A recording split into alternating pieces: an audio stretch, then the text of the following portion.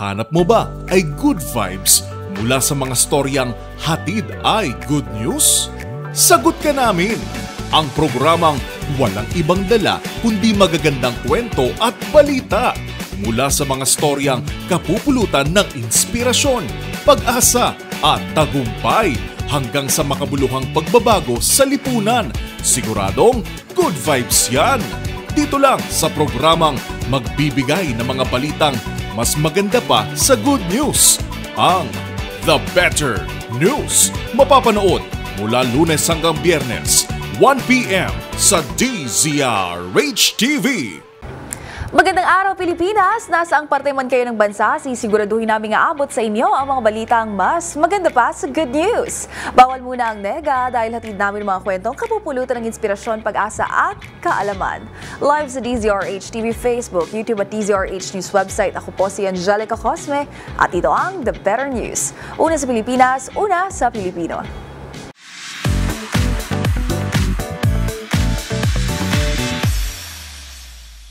Sa ating unang good news ngayong araw, sa nalalapit na rainy season, tiniyak ng National Food Authority na sapat ang supply ng bigas. Ayon kay NFA Admin Larry Lacson, patuloy ang pagtaas ng supply dahil sa pagbili sa mga lokal na magsasaka. Narito ang report ni Rovic Manuel. Tiniyak ng National Food Authority o NFA na magiging sapat ang supply ng bigas sa paparating na tag-ulan. Ayon kay NFA Administration Larry Lacson, tumataas pa ang supply ng bigas dahil patuloy na bumibili ang NFA sa mga lokal na magsasaka. Sinabi rin ni Lacson na mayroong 414,000 metric tons na bigas at patuloy pang tumataas ang buffer stock. Kahit ipinapatupad ang benteng bigas, meron na program. Umaasa naman ang ahensya na makakamit ng Pilipinas ang 100% rice sufficiency para hindi na kailangan pang mag-import ng bigas sa ibang bansa. Para sa DZRH TV, ito si Rovic Manuel. Una sa Pilipinas, una sa Pilipino.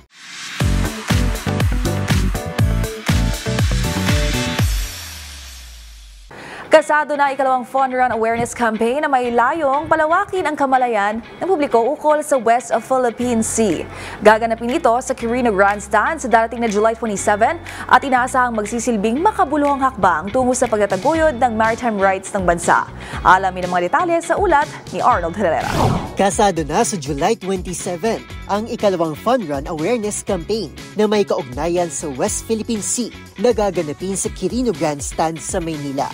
Ang aktibidad ay pinangungunahan ng Run Rio Incorporated, katuwang ang National Task Force for the West Philippine Sea, Philippine Coast Guard, Philippine Information Agency at National Youth Commission.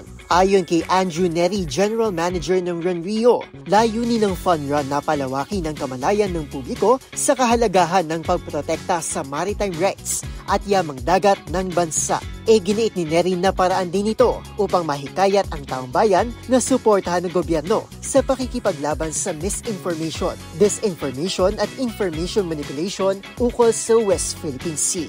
Aniya, powerful platform ang pagtakbo upang itaguyod ang pagkakaisa ng bansa at komunidad.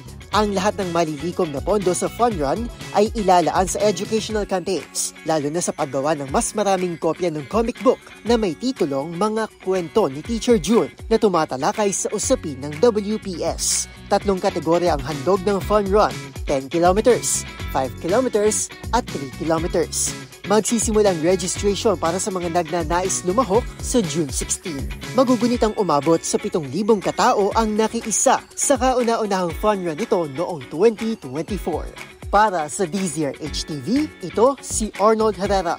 Una sa Pilipinas, una sa Pilipino.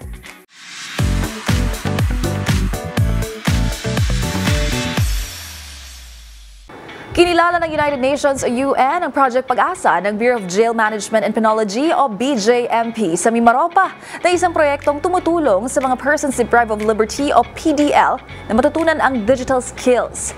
Kabilang ang naturang programa sa 72 projects sa mundo na finalist na maaaring magwagi sa 2025 World Summit on the Information Society o WSIS Prizes sa Switzerland.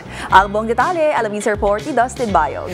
Napabilang sa project champions ng 2025 World Summit on the Information Society o WSIS Prizes ng United Nations ang Project Pag-asa ng Bureau of Jail Management and Penology o BJMP ng Mimaropa. Sa partnership ng Department of Information and Communications Technology o DICT, inilalang Project Pag-asa Beyond Bars ang Lacking Opportunities through Digital Skills Training ng BJMP na isang proyekto para sa mga persons deprived of liberty o PDL. Layo ng programa na maturuan ng mga PDL ng ilang kinakailangan digital skills bilang bahagi ng kanilang pagbabalik sa lipunan. Isinagawa ang naturang proyekto sa mga district jail ng Calapan City, Oriental, Mindoro. Mula sa maraming submissions sa mundo, kabilang ang Project Pag-asa sa 72 proyektong na finalist mula sa 18 kategorya. Kaugnay nito, i-anunsyo naman ang final 18 winners sa darating na July 10 sa idadaos sa WSIS Prizes Award Ceremony sa Geneva, Switzerland. Para sa DZRH TV, ito si Dustin Bayog. Una sa Pilipinas, una sa Pilipino.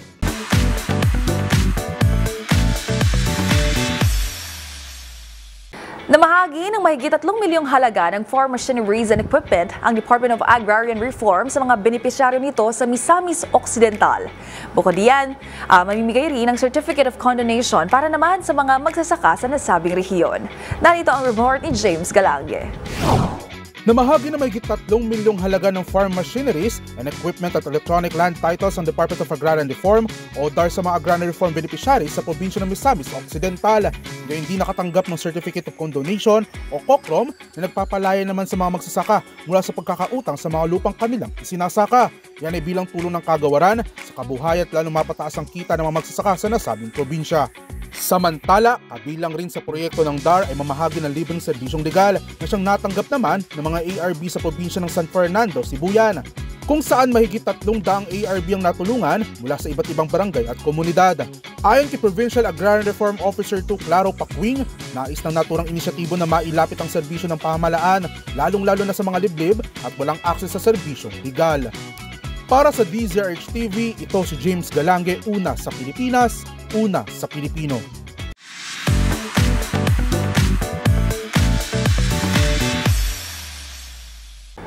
Isang prestiyosong regional workshop ang gaganapin sa Maynila para sa kabataang digital content creators mula sa buong Southeast Asia.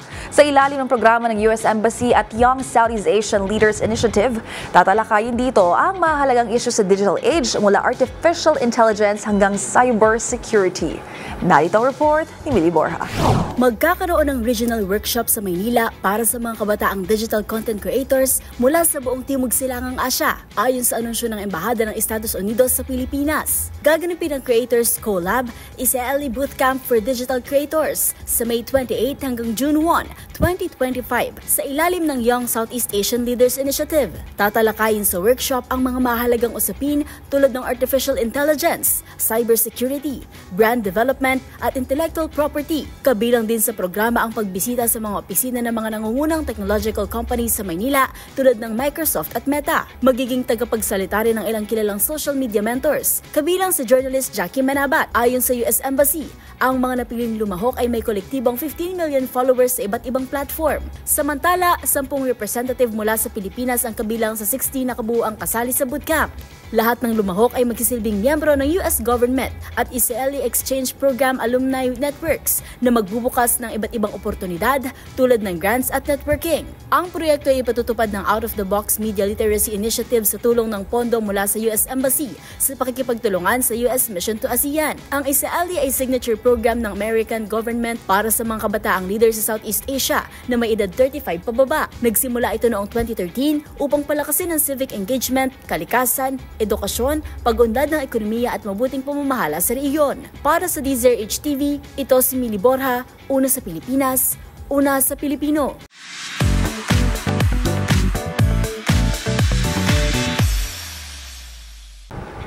Ngayong darating na linggo, magkakaroon ng espesyal na pagkakataon ng publiko na makapasok sa Yushchenko Museum for free. Mula alas 8 ng umaga hanggang alauna ng hapon sa June 1, bukas po ang mapinto ng naturang museo para sa mga nais makakita ng mga natatanging likha ng sining. Para sa iba pang detalye, tutukan ang report ni Willie Borja. Magbubukas ang Yushchenko Museum ng libre sa publiko sa darating na linggo, June 1 mula 8 a.m. hanggang 1 p.m. bilang pagdiriwang sa pagpasok ng buwan. Ayon sa anunsyo ng museum sa kanilang social media, ang mga bisita ay maaaring pumasok sa courtyard entrance at Hill J. Puyat Avenue entrance. Kabilang sa mga maaaring tignan ng mga bisita ay ang tampok na exhibition na Feminist Cartography, na naglalaman ng mga mapangbatay sa karanasan at salaysay ng mga naninirahan sa isang lugar, partikular na mula sa mga kababaihan at marginalized na grupo. Layunin ng eksibisyong ito na kwestiyonin ang tradisyonal na pananaw sa mapa bilang objective at neutral, at sa halip ay ipagdiinan ng embodied knowledge at personal na pagtanaw sa mga lugar. Mayroon itong 36 na kontribusyon mula sa mga bansa tulad ng Brussels, Amsterdam, Colombia, Hungary, Mexico, Netherlands, Pakistan, Palestine, Serbia at Bosnia. Kasama rin sa mga koleksyon ng museo ang visual arts mula sa mga kilalang artist at mga alaala mula sa buhay ni Jose Rizal. Hinihikayat ng Yuchengque Museum ang publiko na sulitin ang libreng pasok sa araw na ito at mag-imbak ng inspirasyon sa pamamagitan ng sining at kultura. Para sa DZRH TV, ito si Mili Borja, una sa Pilipinas, una sa Pilipino.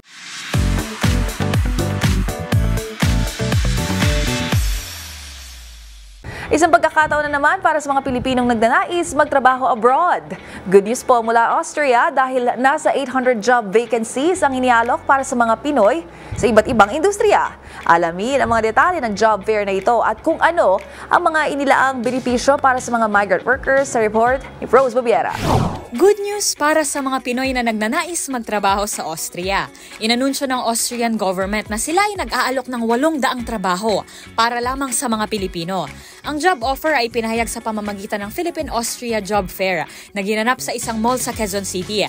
Kabilang sa mga industriya na nangangailangan ng manggagawang Pilipino ay ang architecture, construction, manufacturing, healthcare and wellness, household service, culinary at hospitality sectors. Ang job fair ay bunga ng Memorandum of Understanding sa pagitan ng Pilipinas at ng Austrian Federal Ministry for Labor and Economy.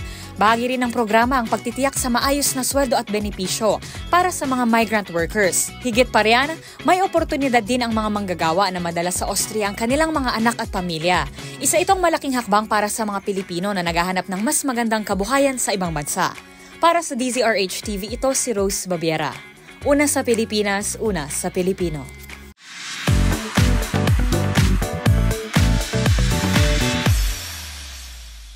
The better news naman tayo pagdating sa sports. Pinatunayan ni Matthew Diaz na nasa dugo niya ang weightlifting na magwagi siya ng unang gintong medalya sa demonstration event ng Palarong Pambansa 2025 na ginanap sa Ilocos Norte.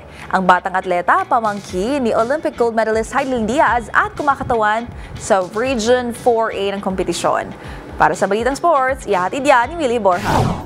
Ipinakita ni Matthew Diaz na nasa dugo niya ang weightlifting matapos magbagi ng unang gintong medalya sa demonstration event ng Palarong Pambansa 2025 na ginanap sa Lawag Central Elementary School sa Lawag, Ilocos Norte noong Lunes. Si Diaz na pamangkin ng kauna-unahang Pilipinong Olympic gold medalist na si Heidelin Diaz ang lumayagpag sa secondary boys 48 kg division matapos magbuhat ng 73 kg sa snatch at 93 kg sa clean and jerk. Kumatawan si Diaz sa Region 4A at kabilang siya sa 70 athlete na sumasabak sa demonstration event na isinulong ni Heidelin matapos ang kanyang tagumpay sa Tokyo Olympics 2021. Sa isang naunang panayam, sinabi ni Heidelin Diaz na malaking hakbang ang pagkakasama ng weightlifting sa Palarong Pambansa upang maipalaganap ang palakasan ito at makahubog ng mga bagong Olympians para sa bansa. Para sa DZRH TV, ito si Mili Borja, una sa Pilipinas, una sa Pilipino.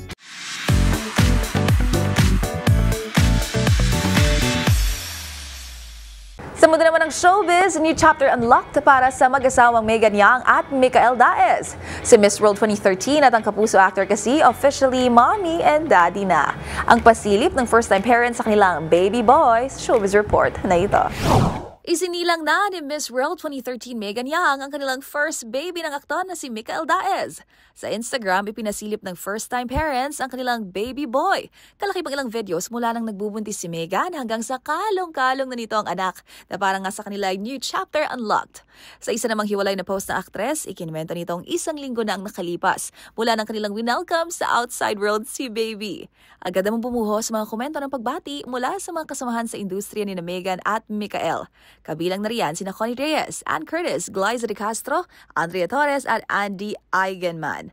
Habang may kanya-kanya ring messages sa mga kapwa beauty queen ng first-time mom, gaya ni Lara Kigaman, Emmanuel Vera at Krishna Gravides, nagsabing for sure isang cool mommy si Megan. Kung matatandaan, taong 2020 nagpalitan ng matamis na I do sina Megan Young at Mikael Daez or Bones and Fofo sa kanilang subscribers matapos ang mahigit 8 taong relasyon. Habang December last year nang inanunsyo ni Megan ang kanyang pagdadalang tao.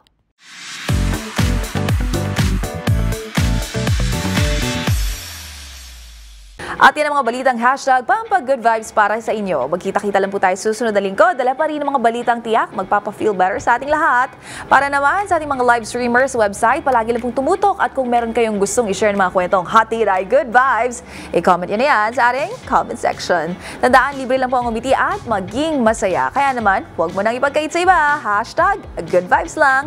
Ito ang The Better News. Para sa DZRH TV, ako po si Angelica Cosme. Una sa Pilipinas, una sa Pilipino.